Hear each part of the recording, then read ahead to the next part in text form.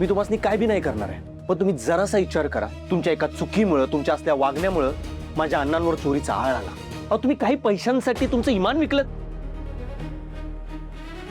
अहो तुमच्यामुळे अण्णांना जेलमध्ये जावं लागलं, माझी नोकरी गेली, साहेबांची बदनामी झाली. मी काय काय गमावलं तुम्हाला काय सांगू. तुम्ही पोलीस आहात ना, तुम्ही नोकरीवर रुजू होताना शपथ घेता काय त्याचं रक्षण करीन. काय झालं त्याचं? तुम्ही असं कसं करू शकता हो? त्यांच्यामुळे जे काही झालं ना त्याचं त्यांना खरंच लय वाईट वाटतंय. अहो मी तुमचे आभार मानायला पाहिजेत. आमचं नशीब यांनी चूक मान्य केली. यांच्यात माणुसकी जरा तरी शिल्लक आहे त्यांनी दाखवून दिलं. हे सगळं श्रावणी मॅडम मुळेच शक्य झालं. त्यांच्या शब्दामुळेच त्यांच्या मनावरती झालेले हे परिणाम, त्यांच्यातली माणुसकी जागी झाली आणि हे सगळं खरं सांगायला तयार झाले. दादा, ह्यांच्याकडून जे काही झालं ना, मी त्यांच्यातर्फे मी तुमची माफी मागते आणि आता आम्ही समजा ठीक करू. जे काही झालं ना ते सगळं पोलिसांना आम्ही खरं खरं सांगू. माफ करा आम्हाला, ह्यांच्यामुळे तुमच्या बाबांना त्रास झाला. ही तुम्ही कशाला माफी मागताय? तुम्ही सत्याची बाजू घेतलीत हेच माझ्यासाठी महत्वाचं आहे. शुभू सर, मला माफ करा.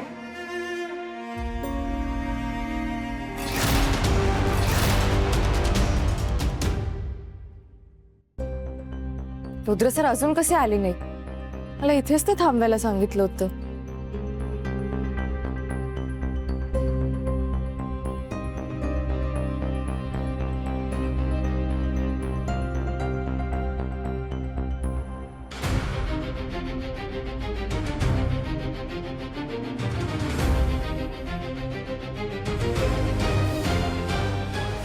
नाही सानिका, मी हे ॲबॉर्शन नाही करू शकत.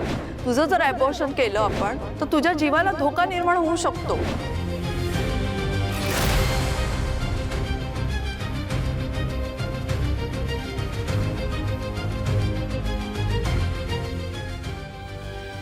सानिका, अगं सानिका, सानिका, सानिका, हळू हळू. काय होतंय तुला? डोळे उघड, डोळे उघड बाळा. सानिका अगं उठ. अगं डोळे उघड ना. काय झालं? काय झालं मॅडम? अहो माहित नाही, चक्कर आली बहुतेक अचानक. सानिका डोळे उघड ना. सानिका अगं डोळे उघड ना. काय होतंय तुला? ठीक आहे, पाणी घ्या जरा, तोंडावर मारा. हो इथे हातावर द्या ना. सानिका डोळे उघडतेस का? उठ उठ उठ उठ उठ उठ.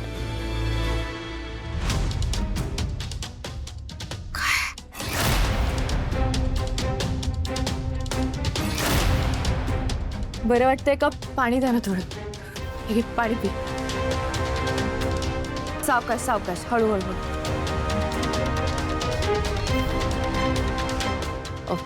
थँक्यू, तुम्ही मदतीला धावून आलात. थँक्यू. ओके. उठतेस का आता? हा थांब थांब, माझा हात पकड. हळू हळू हळू हळू हळू. नक्की बरी आहेस ना? ये तिकडे बसी. बस पी.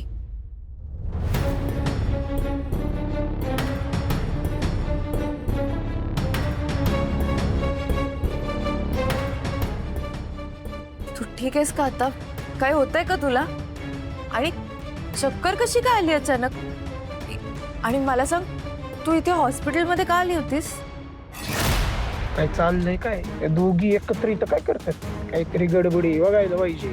सानिका सांग ना, काय होतंय तुला? काही त्रास होतोय का? सांग मला, काय झालं? काही नाही, ते डोकं दुखत होतं ना आणि खूप जास्त त्रास व्हायला लागला म्हणून मी डॉक्टरकडे आलते. बाकी काहीच नाही. अच्छा, हो का?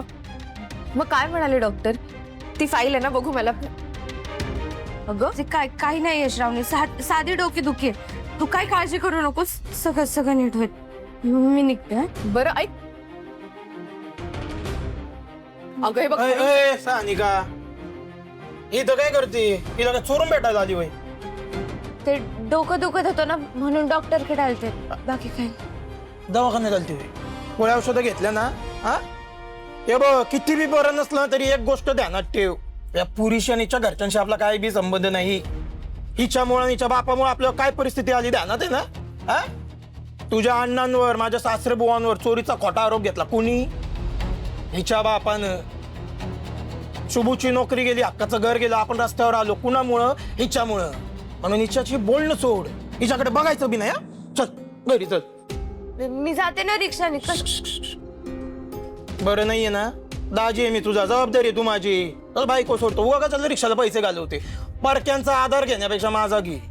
चल चल. सानिका तू काय हो राहू दे, आम्ही आहोत हं? चल बाळा चल.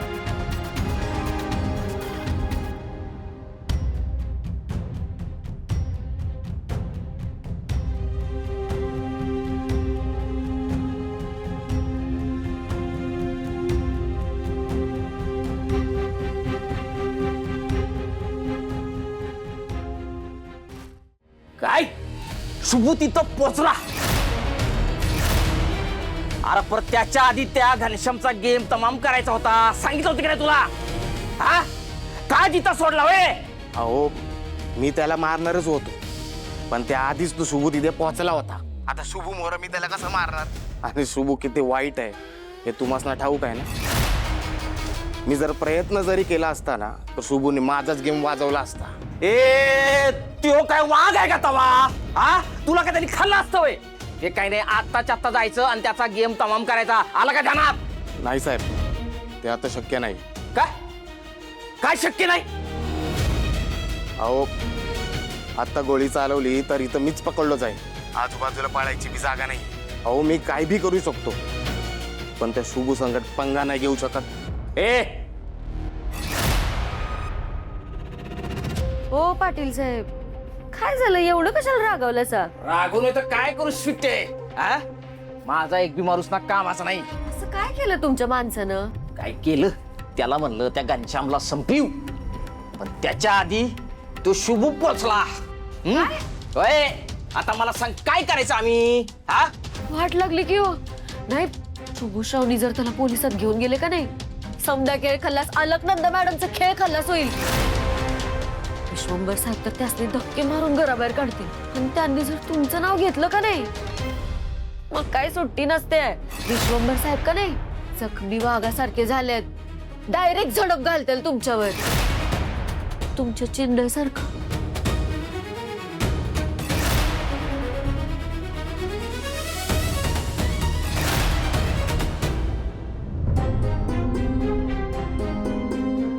श्रावणी, आय एम व्हेरी सॉरी, मला खूप लेट झालाय, पण मी एका कामात अडकलो होतो. नाही नाही, मी समजू शकते, तुमचं कामच असं आहे. बोला, शुभंकरच्या बाबांबद्दल तुम्हाला काय सांगायचं होतं? म्हणजे अशी कुठली अर्जन्सी आली आणि तुम्हाला पुरावा दाखवायचा होता? काय होतं ते? शुभूच्या बाबांवर चोरीचा खोटा आळ लावला गेलाय आणि हे काम तुमच्याच पोलीस चौकीतल्या घनश्याम हवालदाराने केलंय. हो, त्यांनीच त्या दिवशी तो हार शुभूच्या बाबांच्या पिशवीत टाकला होता. हवालदार घनश्याम? हो, ते कोल्हापूर सोडून पळून जाणार होते. मी कसं बसं त्यांना थांबवलं. आधी तर काहीच सांगत नव्हते, पण मग मी माझ्या भाषेत त्यांना प्रश्न विचारल्यावर सगळं कबूल केलं. पण घनश्याम हवालदार का करेल हे सगळं? कोणीतरी सांगत असेल म्हणून करत असेल ना कदाचित. बरोबर, त्यांनी हे सगळं आत्याच्या सांगण्यावरनं केलं होतं. काय? अलकनंदा मॅडम? हो. अहो पण हे कसं शक्य आहे श्रावणी? ते आता तुमच्या आत्यात ना, आणि तुमच्या घरातलीच व्यक्ती असं का करेल? मुळात दौलतरावांवर इतका नीच आरोप करण्याआधी त्यांच्याकडे काहीतरी मोटिव्ह तर पाहिजे. त्या का करतील असं? काय ना, आत्याचा शुभूवर खूप जुना आणि खूप भयंकर राग आहे, कारण तो तिच्या सगळ्यात चुकीच्या कामांना विरोध करत आलाय. तिचा इगो दुखायला गेलाय, दुसरं काही नाही. तिला काहीतरी करून शुभूवर सूड उगवायचा होता आणि म्हणूनच तिने शुभूच्या बाबांना अडकवलं आणि तिचा हेतू साध्य केला. पण रुद्र सर, आता पुरावा पुरेसा आहे ना, म्हणजे आत्याला अटक करण्यासाठी? हो नक्कीच नक्कीच श्रावणी. Thank you so much. मला तुमच्याकडनं ह्याच उत्तराची अपेक्षा होती.